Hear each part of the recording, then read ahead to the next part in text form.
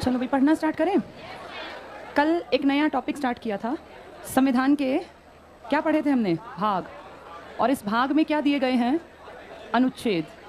कल मैंने चलते चलते 5 भागों की बात की थी और कल की क्लास में हमने अनुसूचियाँ, शेड्यूल्स पढ़ ली थी। 8 पहले थी, 4 बाद में आई। प्लस का मतलब अमेंडमेंट। आप सब अच्छी तरह जानते हैं 4 अमेंडमेंट हुए, 9वीं, 10वीं, 11वीं, 12वीं। ये फर्स्ट अमेंडमेंट, ये 52वां, ये 73वां और ये 74वां। ये हमें पता है। ये 1951 में, ये 1985 में, 1992, 1993 दिसंबर से अप्रैल के बीच में ये सब हुआ था। कल भी बताया था ये।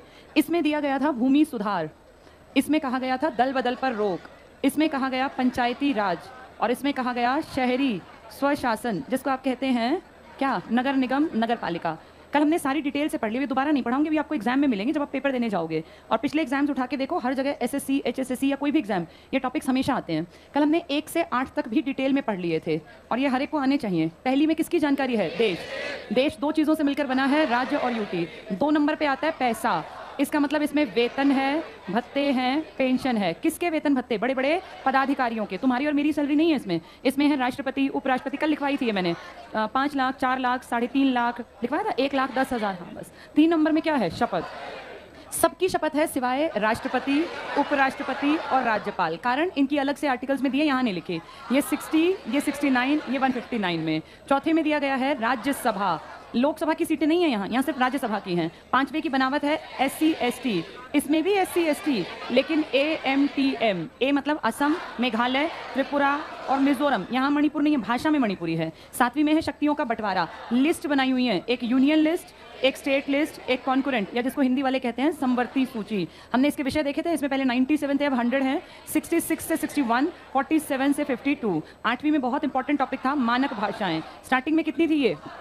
स्टार्टिंग में 14 थी, फिर 1 आई, फिर 3 आई, फिर 4। अमेंडमेंट के नंबर 21, 71, 92। ये एक 1967, 1992, 2003। ये आप जानते हैं अच्छी तरह, सिंधी है। ये 3 भाषाएं हैं, अणा, अणा, विदेशी, कोंकणी, मणिपुरी, नेपाली, बोडो, डोगरी, मैथिली, संथाली। किसी भी इंडियन करेंसी नोट पर टोटल भाषाएं 17, टोटल मानक भाषाएं 16 और पैनल की भाषाएं 15। 22 में से 16 हैं, मतलब 6 नहीं हैं। कौन सी 6 नहीं है? सिंधी, बोडो, डोगरी, मैथिली, संथाली। और बीच में से को और ने हैं, कोंकणी और नेपाली हैं। तो कौन सी नहीं है? मणिपुरी। इस पैनल में कौन सी नहीं है? तो पैनल में कौन सी हैं? सारी पता है हमें पैनल में कौन सी हैं। क्या तरीका था याद करने का? ABGH। ये नहीं है बस। KKMMOPSTTU। हिंदी पैनल में नहीं है, वैसे नोट पर है। ये सारे के सारी नोट पर हैं। इनको मिला के 14 हो जाती हैं और 2 हम वहां से उठा लाते हैं। कौन कौन सी? को और ने। और इसमें अगर इंग्लिश को भी ऐड कर दो तो हमारा आंसर आ गया। पैनल में 15 टोटल में से हिंदी हटा देना, कोने जोड़ देना, तो 13 तो वो और कोंकणी नेपाली। टोटल देखें तो 14 वो, 15, 16 और 17। मानक कहें तो इंग्लिश को छोड़ दो, 16 हो गई। किसी को कोई दिक्कत तो नहीं है इसमें? आज हम नया टॉपिक शुरू कर रहे हैं जिसका इंट्रोडक्शन मैंने कल दिया था। अब सब लोग एक्टिवली पहले समझना, फिर पढ़ेंगे। आज हम बात करेंगे भाग की। और भाग में क्या मिलेंगे हमें? अनुच्छेद। सबसे पहले कौन सा भाग होगा? 1। मैंने तुम्हें देखो 5 तक बताए थे, है ना? 5 तक। 1 में कितने आर्टिकल हैं? 1, 2, 3, 4। इसमें 5, 6, 7, 8, 9, 10, 11। आज हर एक के बारे में बात करेंगे। इसमें है 12 से 35, इसमें 36 से 51, फिर बीच में 4A, 51A। ये इसका इशारा है कि ये बाद में आया, क्योंकि हमने पढ़ा था ABC करके डाल दिए। इसके बाद है 5, जिसमें 52 से लेके 151। आज सबसे पहले भाग की बात करते हैं, जिसमें कितने आर्टिकल हैं? पहले वाले में 4। कौन कौन से नंबर? 1, 2, 3, 4। अब ध्यान से सुनना और समझना इनमें क्या अंतर है, क्योंकि पेपर में कुछ भी आ जाता है। आज हम भाग 1 पढ़ रहे हैं सबसे पहले, जिसमें आर्टिकल हैं 1, 2, 3 और 4। सबसे पहले भाग 1 का पार्ट 1 कहता है India is union of states. Bharat राज्यों का एक संघ है। तो भारत के लिए लिखा गया भारत राज्यों का संघ। India is union of states. बस यहाँ लिखा है ये, बाकी कहीं नहीं लिखा। इससे आपने कह दिया कि हम देश नहीं हैं, हम राष्ट्र नहीं हैं, हम क्या हैं? राज्यों का संघ। ये बहुत बार आता है। कहाँ लिखा है ऐसा? आपके भाग 1 के फर्स्ट आर्टिकल में आपको ये कहा गया। सेकंड आर्टिकल कहता है इंडिया का टोटल एरिया कितना है? 32,87,263 स्क्वायर किलोमीटर। कहता है अगर आपने कहीं से एक्स्ट्रा एरिया कवर कर लिया, सीधी बात है किसी का हिस्सा हड़प लिया, अगर सही भाषा में कहें तो, मान लीजिए आपने भूटान का, पाकिस्तान का, बांग्लादेश का, चाइना का तो अपनी हड़प सकते, लेकिन अड़ोसी पड़ोसी किसी का हिस्सा अगर आपने ऐंठ लिया, हड़प लिया, या आप कहते हैं हमें मिल गया, तो उस कंडीशन में ये एरिया आपका नहीं था। ये एरिया आपने बाहर से या तो उन्होंने दिया आपको या आपने छीन लिया। तो इस कंडीशन में अब आप इस बाहर के एरिया को अपना हिस्सा तो बनाएंगे। तो आर्टिकल 2 में लिखा है कि अगर हम किसी एरिया को नया स्टेट बनाते हैं या नया यूटी बनाते हैं तो आर्टिकल 2 के तहत बनाएंगे। एक में आपके एग्जिस्टिंग जितने स्टेट्स और यूटी है ना ये आते हैं, 2 में कह दिया बाहर से कोई हिस्सा आपको मिल गया या आपको गिफ्ट मिला या आपने छीना तो आप आर्टिकल 2 के तहत उसको क्या बना देंगे, या तो स्टेट या तो यूटी। आर्टिकल 3 कहता है आपके इंडिया का टोटल जो हिस्सा है जो आपके पास है अभी टोटल एरिया, अगर आप इसमें से कोई नया स्टेट बनाना चाहते हैं, जैसे आपने तेलंगाना बनाया था, जैसे आपने आंध्र प्रदेश को ही काट के तेलंगाना बनाया, बाहर से किसी से छीना नहीं, तो उस कंडीशन में आर्टिकल 3 के तहत आपके देश में नया स्टेट बनेगा। अगर आप बाहर का एरिया छीन लेते हैं या किसी तरह कब्जा कर लेते हैं या आपको मिल जाता है तो आप स्टेट बनाते हैं आर्टिकल 2 के अकॉर्डिंग, और अगर अपने में से ही नया स्टेट बनाते हैं तो कौन सा आर्टिकल है ये 3। अब आर्टिकल 4 में लिखा है किन कंडीशंस में 2 और 3 में कार्यवाही होगी, यानी 4, 2 और 3 को एक्सप्लेन करने के लिए है। 1, 2, 3 याद रखना, चौथे में कुछ नया नहीं है, इनके बारे में ही एक्सप्लेन कर दिया। तो आर्टिकल 1 क्या कहता है, Bharat union of state. Second क्या कहता है हमारा, अगर हमने बाहर से लिया तो कैसे स्टेट बनाओगे, आर्टिकल 2, और अगर आपका ही एरिया है तो उसमें कैसे स्टेट बनेगा, आर्टिकल 3 में। अगर किसी स्टेट को अपना नाम चेंज करना है तो क्या उसके लिए संविधान में प्रावधान है, बिल्कुल है। किस आर्टिकल में है, 3। आर्टिकल 3 कहता है नॉर्मल से बहुमत से यानी 50% प्लस 1 से अगर कोई स्टेट अपना नाम चेंज कराना चाहे तो लोकसभा और राज्यसभा की परमिशन के बाद वो स्टेट अपना नाम बदल सकती है। ये अपनी मर्जी नहीं होती कि मैं अपना नाम बदल लूं, कोई भी स्टेट, उनको लोकसभा राज्यसभा की परमिशन लेनी पड़ती है। ऐसा किस आर्टिकल में लिखा गया है, 3 में। 1 से 4 समझ में आ गए, क्या है ये पूरा, ये किसकी जानकारी है, देश की, इसलिए कहते हैं भाग 1 देश का है। अब भाग 2 देखो, भाग 2 कितने आर्टिकल्स हैं इसमें, 5 से लेके 11, एक एक को ध्यान से सुनना, 5, 6, 7, 8, 9, 10, 11। 5 ने एक्सप्लेन किया कि आप कौन हैं, आप नागरिक हैं, मैं, आप, हम सब लोग क्या हैं, भारत के नागरिक, यानी सिटीजनशिप से जुड़ा है। हम सिटीजन्स किस कंडीशन में कैसे कहलाते हैं, ये सारी बातें लिखी हैं। और आप सब जानते हैं जो 1947 के बाद यहाँ जन्मे हैं उन्हें किसी से परमिशन नहीं लेनी, वो ऑटोमेटिकली यहाँ के क्या बन गए हैं, सिटीजन, यानी नागरिकता से जुड़ा आपका पहला प्रावधान कॉन्स्टिट्यूशन में कौन सा आर्टिकल है, 6 कहता है जब ये सब लिखा जा रहा था ना तो आप और पाकिस्तान अलग होने की कगार पर थे, क्योंकि ये सब 46 के बाद लिखा गया। तो कहा गया बहुत सारे इंडियंस पाकिस्तान से इंडिया आएंगे और बहुत सारे यहाँ से पाकिस्तान भी जाएंगे, ऐसा हुआ तो था ट्रेन भर भर के। तो आर्टिकल 6 में लिखा कि अगर कोई व्यक्ति पाकिस्तान से भारत आता है तो किस कंडीशन में उसकी नागरिकता रहेगी, या पाकिस्तान से आने वाले लोगों को किस बिहाफ पे नागरिकता मिलेगी, उसको एक्सप्लेन किया गया है आर्टिकल नंबर 6 में। ये बहुत इंपॉर्टेंट है, पूछ लेते हैं। 7 ने बताया अगर कोई भारत से पाकिस्तान की तरफ मूव कर रहा है तो उसकी नागरिकता का क्या होगा, वो रहेगी या खत्म हो जाएगी। तो पहले पाकिस्तान से आने वाले क्योंकि वो हमारे बनेंगे, हमने पहले उनके बारे में लिखा, फिर हमने लिखा हमारे देश से अगर कोई नागरिक जो यहाँ का है पाकिस्तान जा रहा है तो क्या कंडीशन रहेगी। 8 में हमने लिखा कोई भी अगर विदेश में है तो किस कंडीशन में वो भारत का नागरिक बन पाएगा। तो विदेश वाले जो लोग हैं इनको 8वें आर्टिकल, और इसी तरह की बात 9वें से जुड़ी हुई है। अब जब किताब में पढ़ेंगे तो शब्दों का हेरफेर है बस, बाकी ज्यादा नहीं। 10वें में कहा गया 5वें को रिपीट कि नागरिकता किस तरह से बनी रह सकती है, पहले नागरिकता दी गई है फिर नागरिकता किस तरह से बनी रहेगी उसकी कंडीशंस बता दी गई। और 11वां भी इसी तरह से नागरिकता किस कंडीशन में कैसे चेंज होगी इसके बारे में प्रावधान करता है। यानी 5 से लेकर 11 तक हर एक लाइन में ये लिखा है कि किस कंडीशन में आप नागरिक रहेंगे, किस में आपकी नागरिकता हट जाएगी, विदेशों से आने वालों के लिए क्या प्रावधान है, यहाँ से पाकिस्तान जो गए उनका क्या किया, पाकिस्तान से इंडिया आए उनका क्या किया। इसलिए हम कहते हैं भाग 2 किससे संबंधित है, सारे का सारा नागरिकता। अभी पीछे आपको याद है CAA एक बड़ा दिक्कत का वो बना था, क्या था ये, सिटीजनशिप जो है ना आपकी, इसमें अमेंडमेंट किया था। तो सिटीजनशिप अमेंडमेंट एक्ट, ये आपको याद है कोरोना से पहले कितने लोग दिल्ली में बैठ गए थे, रोड जाम कर दिए थे, औरतें बैठी थी पूरी ठंड में, ये क्या क्या पंगा था ये सिटीजनशिप अमेंडमेंट एक्ट। आप लोगों को ना सिटीजनशिप यहाँ पैदा होते ही मिल गई, लेकिन सब इतने लकी नहीं थे। सिटीजनशिप में अमेंडमेंट करने के बाद इस आपकी सरकार ने, मोदी सरकार ने 2019 में लोकसभा राज्यसभा से एक एक्ट पारित कर लिया और इस पर राष्ट्रपति के साइन करा लिया, और क्या कहा कि इंडिया से लगते देश पाकिस्तान प्लस अफगानिस्तान प्लस इस तरफ अगर आ जाए बांग्लादेश, इनमें जो लोग हिंदू धर्म से जुड़े हैं, या मुस्लिम को छोड़ दिया, हिंदू के अलावा कौन कौन से धर्म है आपके यहाँ, सिख है, ईसाई है, बौद्ध है, जैनिज्म है और पारसी। अब सोचो अगर इसमें यहाँ मुसलमान लिख दूं तो ये माइनॉरिटी है आपकी, सुप्रीम कोर्ट इन्हीं को तो माइनॉरिटी कहता है। यहाँ मुसलमान, सिख, ईसाई, बुद्ध, जैन, पारसी, ये माइनॉरिटी। इसमें से मुसलमानों को हटा के क्या ऐड कर दिया, हिंदू, और कह दिया कोई भी अगर इस कम्युनिटी का है, इस धर्म का है तो उसके लिए इंडिया के रास्ते खुले हैं। तो इस बात पे मुसलमान अड़ गए और उन्होंने कहा क्यों, हम क्यों अलग हैं भाई, जो यहाँ से मुसलमान आए हैं उनको तुम क्यों नहीं अपनी नागरिकता दोगे, उन्हें तुम बाहर का क्यों समझते हो। और इसीलिए 2020 के जनवरी में जब इस पे साइन हुए CAA पर, तो औरतों ने, मुस्लिम थी सारी महिलाएं, वहां धरना दिया था बड़े पैमाने पे। तो पेंडेमिक आ गया, इस कारण उनको उठा दिया गया, वरना 2 महीने तक उन्होंने दिल्ली के मेन एरिया को जाम रखा था, पूरा एरिया जाम। तो ये पंगा था, वो कह रहे थे कि तुम सबको जब न्योता दे रहे हो और तुम कह रहे हो सबको नागरिकता मान्य कर देंगे जो इंडिया में रह रहे हैं, वो किस किस देश के होने चाहिए, पाकिस्तान, अफगानिस्तान, बांग्लादेश, अगर वो इस कम्युनिटी के हैं तो अब के बाद हम उनको इंडियन सिटीजन कंसीडर कर लेंगे। तो इस बात पर कौन पंगेबाजी कर रहे थे, मुसलमान। वो कह रहे थे कि हमें क्यों छोड़ रहे हो, हम भी तो इन देशों से आके यहाँ बसे, हम भी यहाँ कमा खा रहे हैं, अगर तुम बुद्धिस्ट लोगों को अपना मान सकते हो तो हमें क्यों नहीं मान सकते। ये सारी पंगेबाजी थी। और इसका लॉजिक क्या दिया गया कि अगर आपको भी इंक्लूड कर लेंगे ना तो ये तो देश हैं ही सारे, ध्यान से देखो मुस्लिम कंट्री, इनके तो सारे भाग आएंगे वहां से, फिर हमें दिक्कत होगी। इनकी तो मेजोरिटी ही मुस्लिम है। पाकिस्तान में कितने बुद्धिस्ट रहते होंगे, कितने ईसाई रहते होंगे, एक छोटा सा प्रतिशत निकलेगा माइनस में या 0 में या 1%, आने नहीं है। लेकिन अगर इसमें ये टर्म जोड़ दिया कि मुसलमान भी सारे सिटीजन माने जाएंगे, किन किन देशों के, पाकिस्तान, अफगानिस्तान, बांग्लादेश, तो इन देशों में तो रहते ही मुसलमान है, इसलिए कह रहे थे मुसलमानों को इसमें इंक्लूड मत करो। मुसलमान कह रहे थे हमारे साथ ये गलत व्यवहार कर रहे हैं, हमारे साथ बायसनेस कर रहे हैं, और जब सब मान लिए तो हमें क्यों नहीं मानते हो, ये पंगेबाजी थी। ये दोनों भाग समझ में आ गए। CAA पीछे बहुत न्यूज में रहा था। इसके बाद कौन सा भाग स्टार्ट होगा, भाग 3, मौलिक अधिकार। बहुत बहुत डिटेल है, पहले इन दोनों को पढ़ते हैं फिर 3 पढ़ेंगे, क्योंकि 3 अपने आप में एक दिन का टॉपिक है। चलो भाग पे आते हैं। चैप्टर नया शुरू करना, नहीं आधा कर लिया था कल ना इसका पीछे। पेज 37 पे आओ। 37 में देखो संविधान के भाग स्टार्ट कर दिए थे हमने। अगर जिले का नाम चेंज करना हो तो आपका राज्य करेगा, विधानसभा करेगी, क्योंकि जिले तो हजारों है ना, ये तो देश पागल हो जाएगा। जिले का नाम चेंज करना है तो मर्जी किसकी चलेगी, आपकी स्टेट गवर्नमेंट की। आपके स्टेट का नाम बदलना है तो पार्लियामेंट हाउस। संविधान के भाग पे आ जाओ। किस, क्या जिले वाला नहीं, जिले के लिए कोई आर्टिकल की जरूरत नहीं है, बहुत सारी चीजें बिना परमिशन के हो जाती हैं आपके देश में। पेज नंबर 37 का शायद ऊपर के दोनों पार्ट कर लिए ना, दोनों पॉइंट्स। भाग पे आ जाओ, भाग 5 तक करा दिया था, ठीक है, तो इसको डिटेल से पढ़ेंगे। अब आओ तुम पेज नंबर 39 भी कर लिया ना, 38 नहीं किया अभी, 40 पे आ जाओ। 40 पे आ जाओ, संविधान के प्रमुख अनुच्छेद। ये धीरे धीरे करके सारे समझ में आते जाएंगे तुम्हें। संविधान के प्रमुख अनुच्छेद, पेज 40 का फर्स्ट हाफ का लास्ट है, संघ और उसका राज्य क्षेत्र।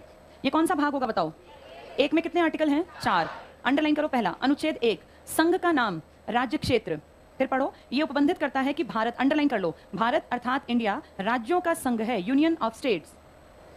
कहीं लिखा है कि आप फेडरल स्टेट हैं, आपका कॉन्स्टिट्यूशन आपको क्या कहता है, आप फेडरल हैं, नहीं है। हम समझ लेते हैं कि हम फेडरल हैं, कहीं नहीं लिखा कि हम फेडरल हैं। क्या लिखा है हमारे लिए, हम क्या हैं, यूनियन ऑफ स्टेट्स। पेपर में आएंगे क्वेश्चन, भारत को निम्न में से संविधान में क्या कहा गया, उसमें आ जाएगा संघात्मक कहा गया, राष्ट्र कहा गया, राष्ट्र राज्य कहा गया, राज्यों का संघ कहा गया।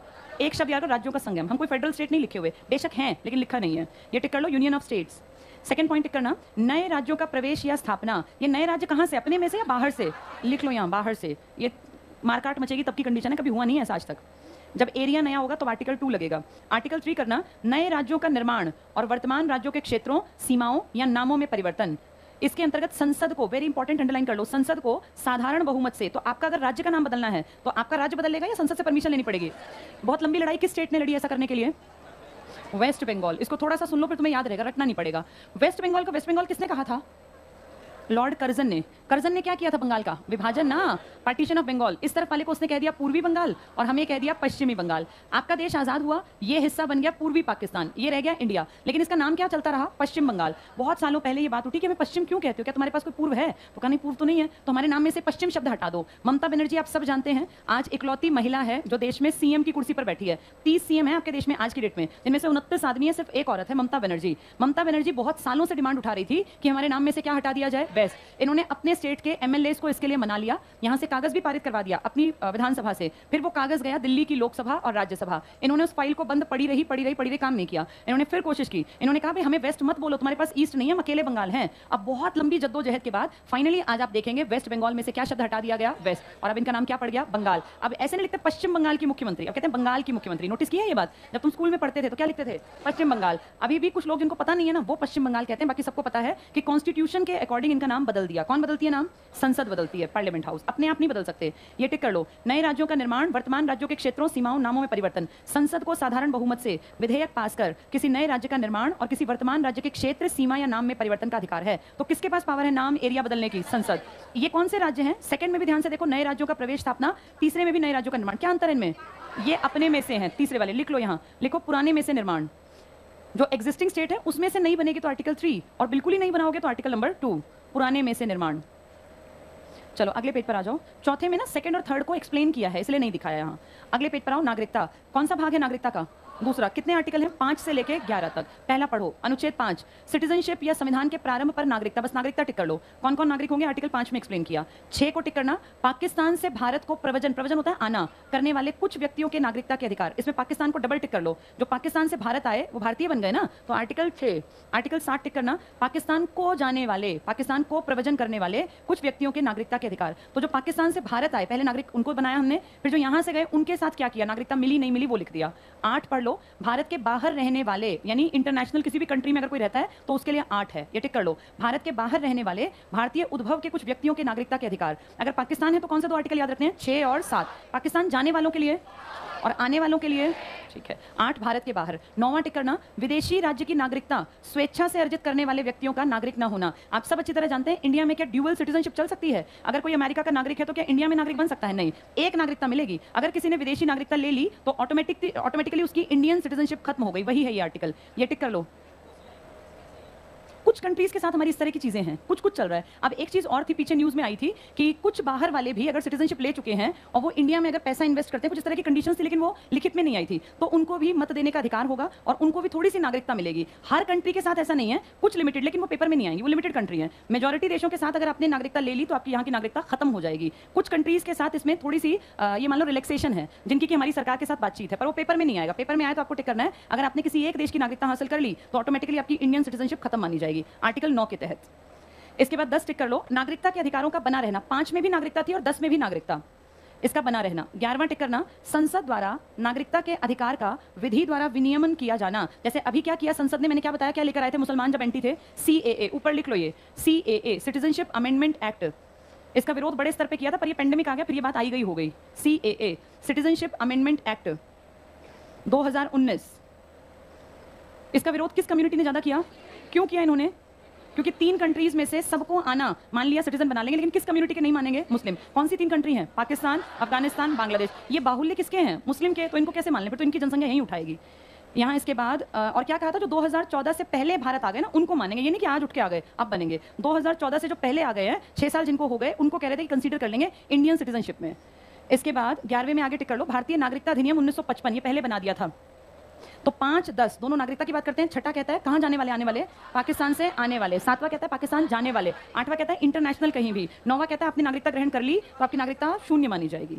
इसके बाद मौलिक अधिकार पे आ जाओ, ये सबसे इंपॉर्टेंट है और सबसे ज्यादा क्वेश्चन बनते हैं। नागरिकता पे ना क्वेश्चन आने कम हो गए, पहले बहुत आते थे, अब बीच में ये खत्म बराबर हो गए थे। सबसे ज्यादा इंपॉर्टेंट पार्ट किसी भी एग्जाम के लिए, आर्टिकल कहाँ से स्टार्ट हो जाते हैं? 12 से, और कहाँ तक है? 35। इनको बहुत ध्यान से सुनना समझना, ये एक टॉपिक है, यहाँ तो है ही है, ये एक चैप्टर भी है, इसी का एक चैप्टर आगे, एक चैप्टर के बाद अगला चैप्टर यही मिलेगा। इसको आज पढ़ा दूं, वो चैप्टर इसके साथ कवर हो जाएगा, फिर अलग से नहीं पढ़ाना पड़ेगा। अब देखो बोर्ड पर भाग 3 है। भाग 3 आपने किससे लिया है? अमेरिका, क्योंकि इसमें किसको लिखा गया है? मौलिक अधिकार। याद कैसे रहेगा? सबकी बनावट 3 जैसी है, देखो ये भी 3 जैसा, ये भी और ये भी, और इसको अगर आप जोड़ देंगे तो इसका आंसर भी 3 आएगा। तो भाग 3 में मौलिक अधिकार हैं जो अपने अमेरिका से देख के उनका था, उनके राइट्स जो थे ना उससे आपने सीख लिया कि कौन कौन से अधिकार बेसिक होने चाहिए, फंडामेंटल। अब इसके आर्टिकल्स को ध्यान से समझना। 12 और 13 तुम्हारे काम का नहीं है, तुमसे सीधे रिलेट नहीं है, लेकिन हर एक की जिंदगी को प्रभावित करता है। 12 में बताया गया स्टेट किसे कहा जाएगा, राज्य क्या है, तो इसकी परिभाषा क्या दी गई? ये कहा गया कि अगर जनता के दिए पैसे का जो टैक्स हम देते हैं किसी भी फॉर्म में कोई भी यूज करता है, कोई भी ऑर्गेनाइजेशन है, कोई भी स्कूल है, यूनिवर्सिटी है, कॉलेज है, कुछ भी, अगर वो जनता के दिए पैसे का इस्तेमाल करता है तो वो राज्य कंसीडर किया जाएगा। इसमें ये मत सोचना यूपी बिहार, इसका मतलब सरकारी किसी चीज पे जिसपे सबका हक हो। तो कह दिया जहां जनता टैक्स देती है और टैक्स का पैसा अगर किसी भी चीज में इस्तेमाल किया जाता है, चाहे वो आपके कॉलेज की चेयर लाने में इस्तेमाल हुआ, उस पर सबका साझे का हक है, वो किसी एक आदमी की प्रॉपर्टी नहीं है।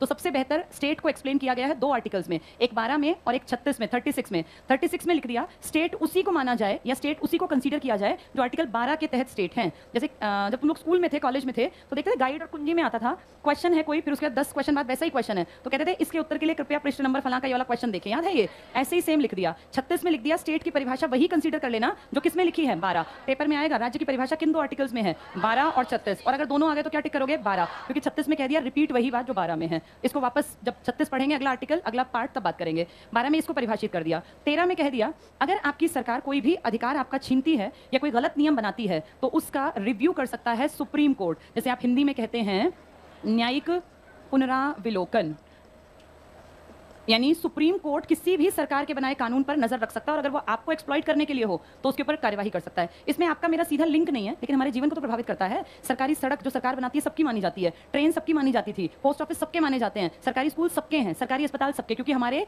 किससे बने हुए हैं? ये टैक्स के पैसे से। और टैक्स का सारा पैसा जहां लगेगा वो क्या कंसीडर किया जाएगा? स्टेट। स्टेट मतलब यहाँ 1 2 3 नंबर वाले नहीं, हर सरकारी चीज। सुप्रीम कोर्ट बीच में आएगा अगर आपकी सरकार आपके मौलिक अधिकार का हनन करेगी। ये दोनों जनरली पेपर में नहीं आते, पर क्योंकि आजकल पेपर कुछ भी बना देते हैं इसलिए हमें पता होने चाहिए। दोनों समझ में आ गई है? अब आपके और मेरे फंडामेंटल राइट स्टार्ट होते हैं यहाँ से।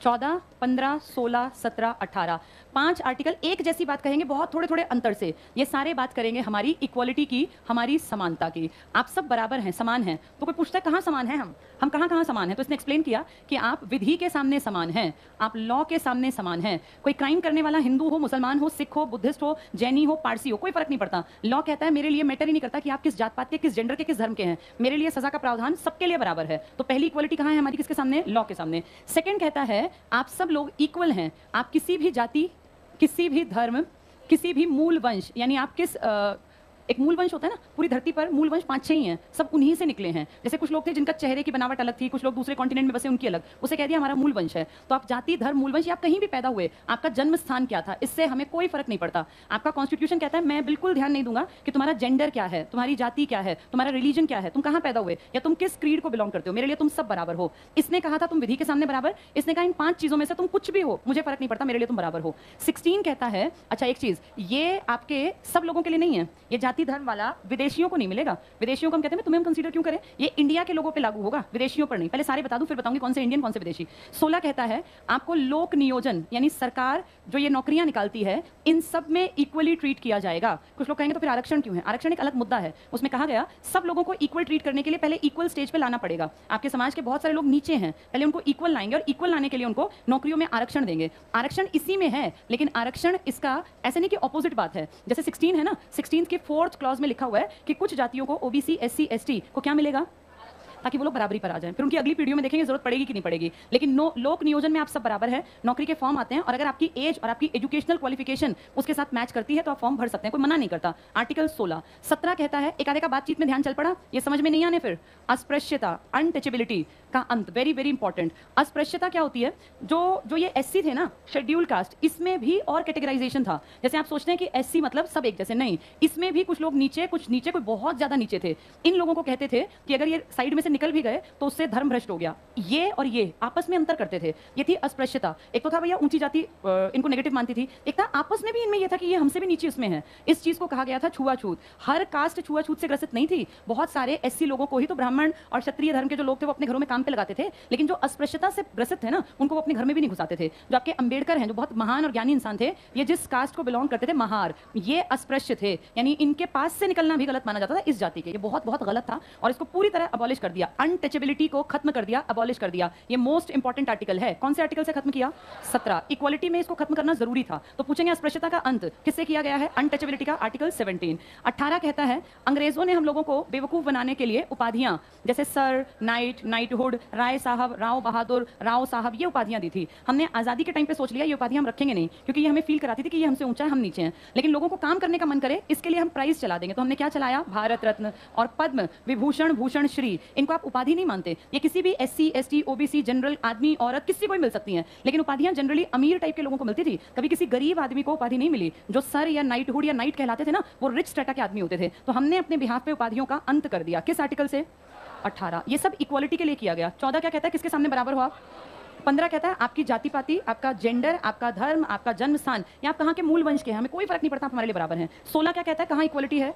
सरकारी नौकरियों में, लेकिन उसके साथ साथ क्या दे दिया गया है? आरक्षण, क्योंकि उनको बराबर लाना है। 17 ने किसका अंत किया? अस्पृश्यता, और 18 ने उपाधियों का। ये मैच करने में आते हैं एग्जाम में और वहाँ पे राधों को समझ ही नहीं आता। 14 कहता है विधि, 15 कहता है 5 चीजें, 16 कहता है नौकरी। 16 साल के बाद नौकरी की हमारी एज हो जाती है ना। 17 ने किसका अंत किया? अस्पृश्यता। अ से 18, अ जैसी बनावट है, उपाधियों की, उपाधियों का अंत। ये याद करने पड़ते हैं जिसको नौकरी चाहिए। एक एक आर्टिकल पूछ लेते हैं, पांचों समझ में आ गए। ये किसके अकॉर्डिंग, किसके अधिकार की बात करते हैं? इक्वालिटी की या आजादी की? ये समानता। अगला टॉपिक सुनो, अगला है स्वतंत्रता। स्वतंत्रता मतलब आजादी। अभी 5 आर्टिकल किसके पढ़े हमने? बराबरी के। कहां कहां बराबरी थी? लॉ के सामने, जात पात पे, नौकरियों में, अस्पृश्यता में और उपाधियां। अब इसको भी ध्यान से देखो, स्वतंत्रता देता है 19, 20, 21 और 22, 4 आर्टिकल। लेकिन ये 19 अपने आप में बहुत इलेबोरेट है, बहुत बड़ा है। ध्यान से देखेंगे क्या है ये। 19 कहता है आजादी। तो पहली आजादी किसकी देता है? ये अभिव्यक्ति की, एक्सप्रेस करने की। आपके मन में जो विचार है आप उसको एक्सप्रेस कर सकते हैं, कोई दिक्कत नहीं है। लेकिन इसका ये बिल्कुल मतलब नहीं है कि आप दूसरे किसी भी सामने वाले आदमी को या बड़ी पोस्ट पे बैठे आदमी को गालियां देंगे या आपको इस तरह के गलत शब्दों का यूज करेंगे जिससे कि हार्मनी खत्म हो या देश में दंगे भड़के। अपनी अभिव्यक्ति का मतलब है आप अपने हक की बात कीजिए, आप तमीज तमीज तहजीब के साथ देश के हित वाली बात कीजिए। आप अगर सरकार की नीतियों से नाखुश हैं तब भी आप कह सकते हैं, लेकिन आपकी जबान आपको देख के यूज करनी है, इसमें गलत शब्द यूज नहीं होंगे। तुम कई बार पढ़ते हो, कई लोग ट्विटर पे कुछ भी लिख देते हैं, फिर उन पे पुलिस कार्यवाही होती है, पुलिस केस होता है, पढ़ा होगा ना ऐसा। वो कहें कि हमें तो एक्सप्रेस करने की आजादी है, लेकिन शब्दों का अपनी एक मर्यादा है, उसका ध्यान रखना। अब आप पीएम का नाम लिख के उसमें गालियां लिख दोगे सोशल साइट पर तो आपको पुलिस पकड़ लेगी। आपको पीएम की नीति पसंद नहीं आती, विरोध कीजिए, करने का हक है सबका, लेकिन उसमें आप गलत शब्दों का या देश के प्रति ऐसी विरोधी भावना या किसी धर्म के प्रति गलत शब्दों का यूज करेंगे तो आपके ऊपर केस बनेगा, फिर आईपीसी की धारा लग जाएंगी, क्योंकि ऐसा करना अपराध है। अभिव्यक्ति करना चाहते हैं कीजिए, आप विरोध करना चाहते हैं, आप स्ट्राइक करना चाहते हैं, ये सब कर सकते हैं आप। अब ये किसान कर ही तो रहे, नवंबर से बैठे हैं, लेकिन अगर ये मान लो कहते हैं हम तो तलवार लेके बैठेंगे, हम किसी को मारेंगे नहीं, लेकिन सब तलवार लेके तो बैठने देंगे क्या? फिर नहीं बैठने देंगे। ये कुछ चीजें हैं जिनका आपको ध्यान रखना है। तो अभिव्यक्ति करो कायदे के अंदर रहकर। इसमें भी देखो क्या है, 19A कहता है अभिव्यक्ति के लिए क्या करें, हम प्रेस में अपने विचार दे दें। आप अगर आप इस लायक हैं तो टीवी अखबार वाले आप तक आएं, आपसे पूछें और आपके विचारों को वो छापें, लेकिन आप इतने हो तो सही कि प्रेस आपकी बात सुने। अब अरे गहरे नत्थू खेरे के पास थोड़ी प्रेस वाले जाते हैं, लेकिन प्रेस में अपनी बात कहने का हक हर भारतीय को है, बशर्ते तुम्हारे पास वो विचार हो, वो शब्द हो कि प्रेस वाले तुम्हारी बात को छापें। यानी प्रेस की आजादी दी गई है, ये पेपर में आएगा। प्रेस की स्वतंत्रता किस आर्टिकल में दी गई है? इसी को आप कहते हैं किसकी आजादी है? ये अभिव्यक्ति की, राइट टू एक्सप्रेस। हम अपने आप को एक्सप्रेस कर सकते हैं। प्रेस की आजादी के साथ ही यहाँ पर आरटीआई लिख दिया। आरटीआई मतलब राइट टू इन्फॉर्मेशन। भाई मुझे जानने का हक है मेरे देश में चल क्या रहा है, क्योंकि मैं टैक्स देता हूँ या मैं टैक्स देती हूँ तो हमें हक है। ये आरटीआई पहले नहीं था, 2005 में आया। ये 2005 में आरटीआई एक्ट आया और तब से आप सरकार को लेटर लिख के पूछ सकते हैं कोई भी बात, बशर्ते वो देश का नुकसान करने वाली ना हो। सरकार अपने आप बताएगी कौन सी बात पूछ सकते हो कौन सी नहीं। इसके अलावा आप सबको झंडा फहराने की आजादी है, ये भी अभिव्यक्ति है। अपने देश से अगर आप प्यार करते हैं, जब पहला गोल्ड उठाया था हमने इस बार ओलंपिक्स में, तो देखो कितनी अच्छी अभिव्यक्ति थी वहाँ, जब हमारा राष्ट्रगान बजा और हमारा झंडा सबसे ऊपर गया, तो ये भी तो एक्सप्रेस करने का तरीका है, एक सल्यूट है अपने देश के लिए। तो उन्होंने कहा ये सब आजादी मिलेंगी किस आर्टिकल के तहत? ये कौन सी आजादी का पार्ट है? अभिव्यक्ति का। तो अभिव्यक्ति के लिए हम क्या करें? हम झंडा फहराएं। हम चाहते हैं सरकार से पूछना, हम सारे काम प्रेस में अपनी बातों को लिखवा सकते हैं। 19B कहता है आप बिना अस्त्र शस्त्र लिए कहीं भी इकट्ठे हो जाओ। ये किसान इकट्ठे तो हैं, ये चाहे लाखों इकट्ठे हो जाए, लेकिन इनके पास क्या नहीं मिलने चाहिए?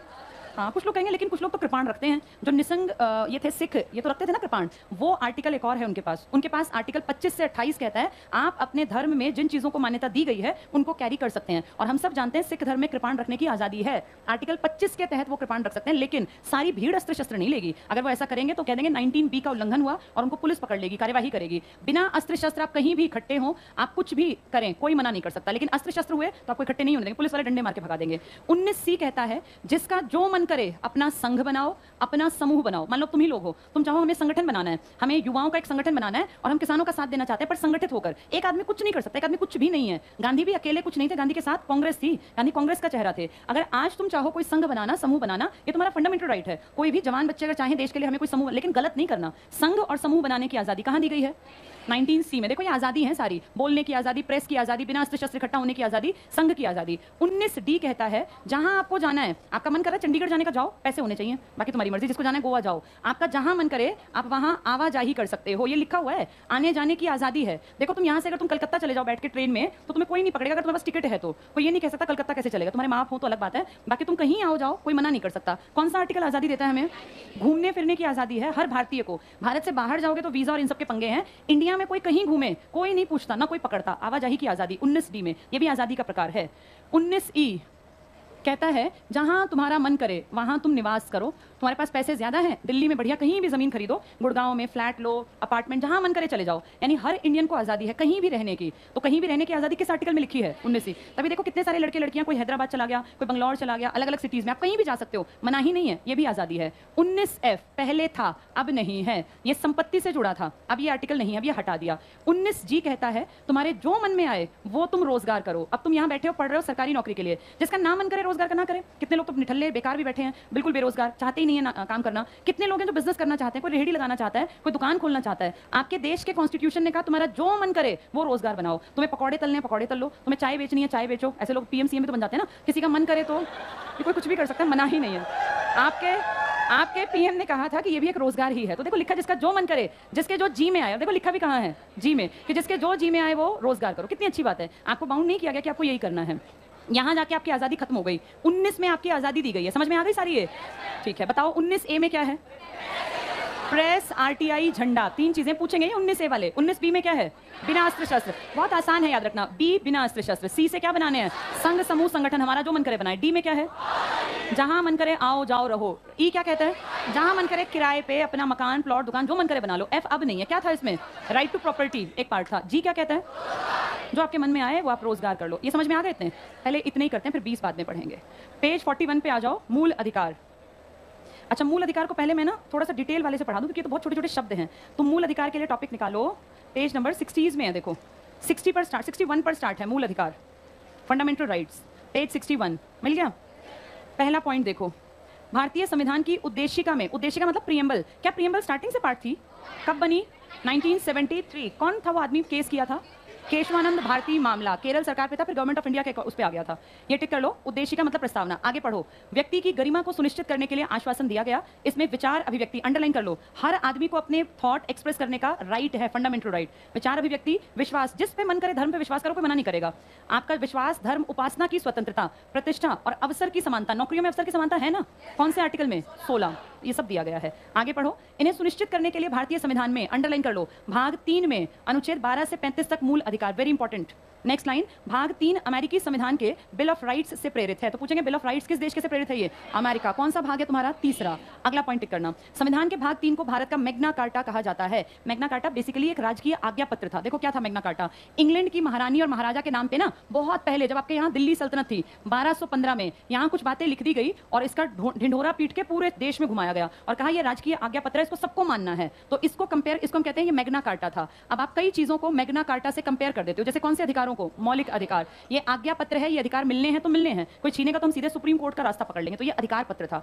ये टिक कर लो, मैग्ना कार्टा यहाँ लिख लो, 1215 में इंग्लैंड में मैग्ना कार्टा आया था। उसको हम कंपेयर करते हैं कई चीजों के साथ, इसीलिए इंग्लैंड में मैग्ना कार्टा 1215। तो मैग्ना कार्टा तुम्हारे यहाँ 2 हैं, दोनों को सुन लो। एक तो तुमने देख लिया किसको कहते हैं मैग्ना कार्टा, संविधान के कौन से पार्ट को? भाग 3 को। एक और है Magna carta of English education in India.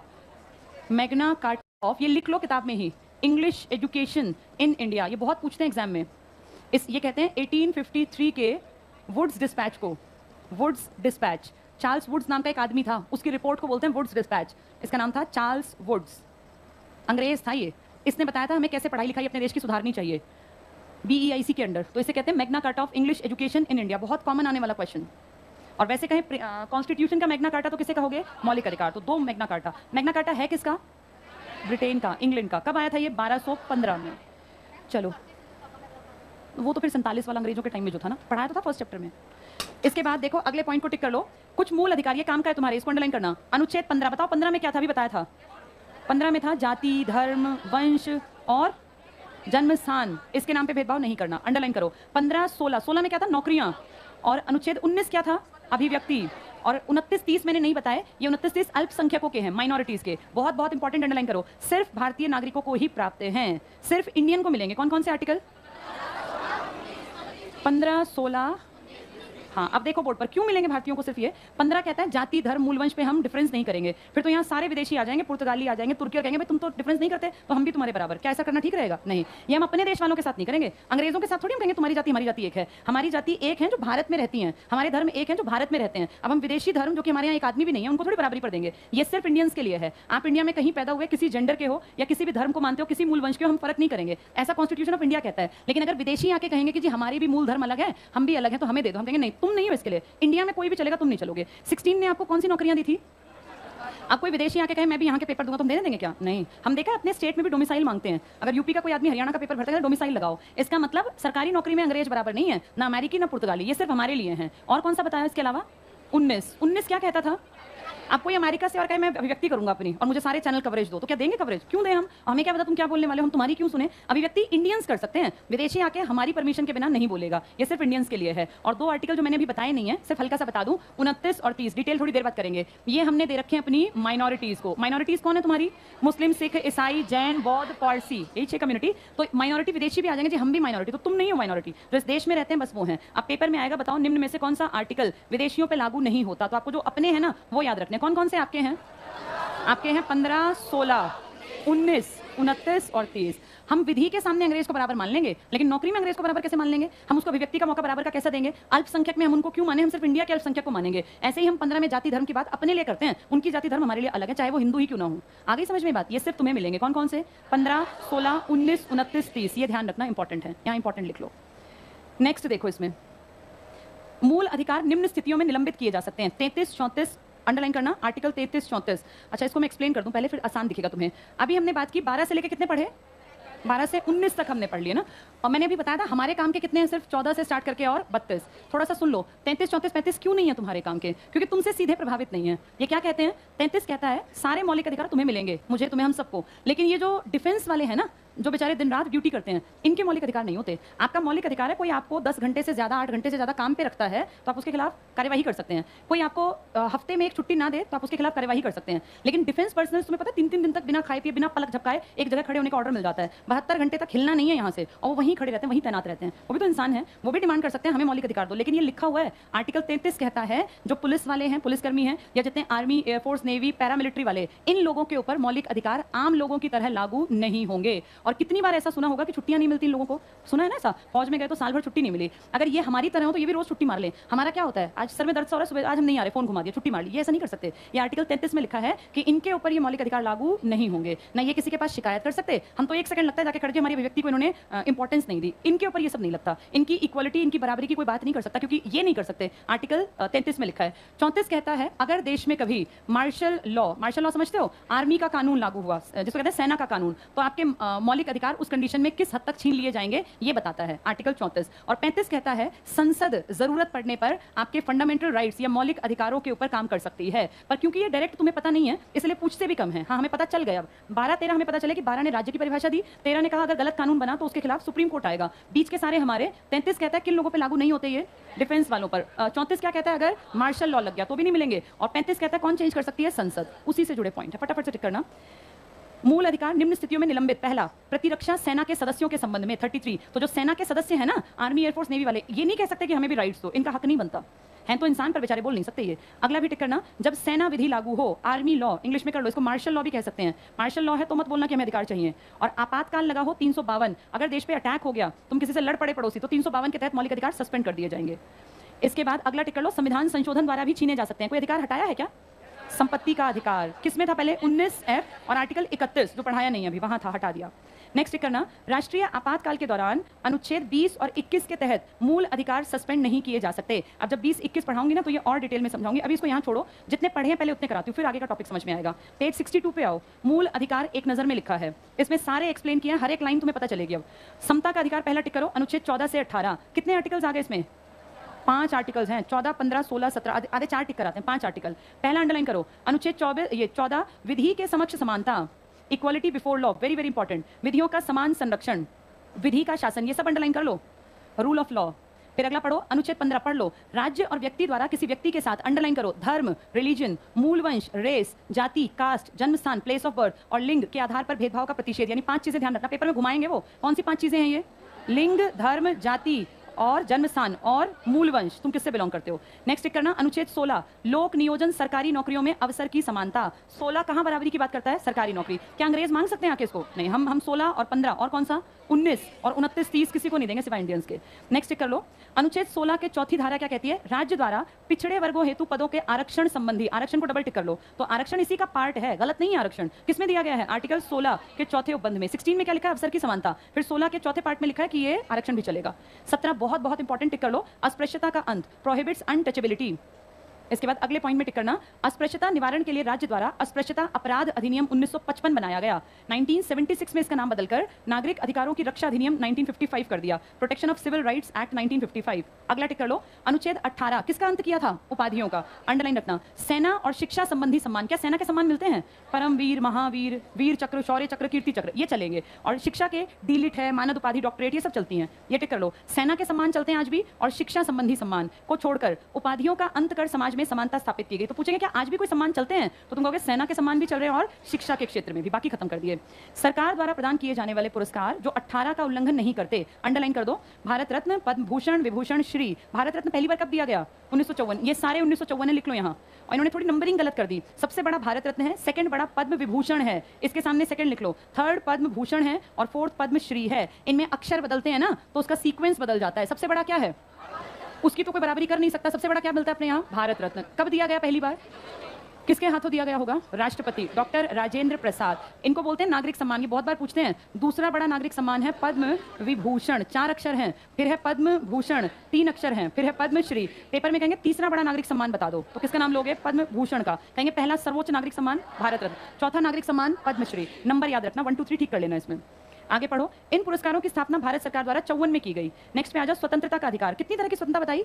ABCD अलग अलग है ना, फटाफट से टिक करना। 19 से 22 के बीच में पहली। 19(1) में 6 स्वतंत्रताएं हैं। पहला टिक करो 19(1) का A, विचार और अभिव्यक्ति की स्वतंत्रता, प्रेस की स्वतंत्रता। एग्जाम में आएगा प्रेस की आजादी किस आर्टिकल में है? 19A में। अगले पेज पर आ जाओ। 19B शांतिपूर्ण सम्मेलन। क्या लिखेंगे इसको? कैसे सम्मेलन कैसे ना जाए? बिना अस्त्र शस्त्र। लिख लो इसके ऊपर, बिना अस्त्र शस्त्र।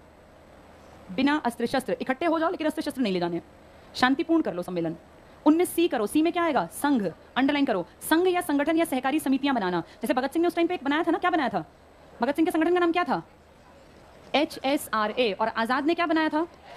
Hindustan Republican association. 1924 में कानपुर में पैसा नहीं था, ट्रेन लूटी, काकोरी कांड, उसमें फंस गए सारे, 17 लड़के पकड़े गए, सबको फांसी, काला पानी, लंबी कैद, आजाद बच के भाग गए। फिर 4 साल बाद इनको भगत सिंह का साथ मिला। 1928 में इन्होंने दिल्ली में बनाई HSRA, Hindustan socialist Republican association. तुम्हें ये पता ही नहीं है, भगत सिंह इसी का तो मेन आदमी थे। ये बनाई थी आजाद ने, और इसमें भगत सिंह और कई बड़े लीडर्स शामिल थे। HSRA। क्या आज भी ऐसे संगठन बन सकते हैं? बिल्कुल। कहाँ लिखा है ऐसा? 19C में कहा है संघ संगठन बना सकते हो। ये टिक कर लो, संघ या संगठन सहकारी समितियां। 19D टिक करना, आबाद संचरण, घूमना फिरना, आगमन। 19E टिक करो, जहां मन करे निवास की स्वतंत्रता, रेजिडेंस बना लो। 19F अब नहीं है F। 19F कहां चला गया? कहां गया वो? संपत्ति में। यहां लिख लो ये बात, साइड में जगह खाली लिखो 19F। 19F 19F 19F को थोड़ा सा एक्सप्लेन कर लेते हैं। हटा दिया ना, यहां से पहले था। 19F को लिखो, right to acquire. Right to acquire, right to acquire, hold and यानी जमीन खरीदना, होल्ड करना, रखना, एंड डिस्पोज ऑफ बेच देना, डिस्पोज ऑफ प्रॉपर्टी यानी जमीन को आप खरीद भी ले सकते हैं, अपने पास होल्ड भी रख सकते हैं और बेच भी सकते हैं। ये अधिकार था पहले 19F में। 19F अब नहीं है ये। 19F right to acquire, hold and dispose of property. 19F अब ये कहाँ चला गया? अब ये चला गया उठा के 300A में। A मतलब बाद में जोड़ा होगा, लिख लो। अब ये लीगल राइट बन गया, विधिक अधिकार। अब 19F 300A में चला गया, लीगल राइट बनकर। पहले फंडामेंटल था, अब लीगल है। लीगल तो छीन भी सकते हैं, फंडामेंटल चिंता नहीं था।